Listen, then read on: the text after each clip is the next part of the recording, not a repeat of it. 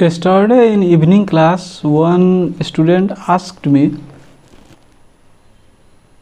that when you see ST depression in anterior precordial leads like V2, V3, then why do you need to keep posterior leads like V7, V8, V9? If there is depression in the anterior precordial leads, it means obviously there will be elevation in the V7, V8, V9, because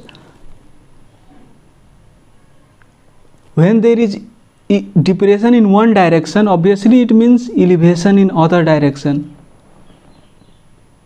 Because if you understand the basic of ECG recording, when there is negative current in one direction, it means there is positive current in opposite direction. So obviously it might be ST elevation in V7, V8, V9. Then why do you need to keep V7, V8, V9 leads?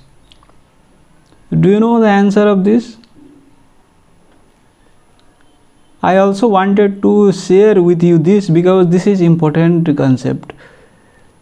So ST depression in V2, V3 does not always mean posterior wall infarction. It can be anterior wall infarction as well, because you know when there is subendocardial ischemia,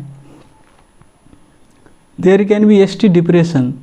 So if there is ST depression in V2, V3, it might be due to subendocardial infarction in the anterior wall, not in the posterior wall.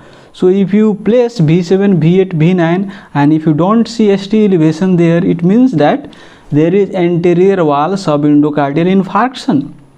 But if you see ST elevation in V7, V8, V9, it confirms posterior wall is infarcted. There is transmural infarction, because ST elevation, to elevate the ST segment, there should be alteration in large amount of current,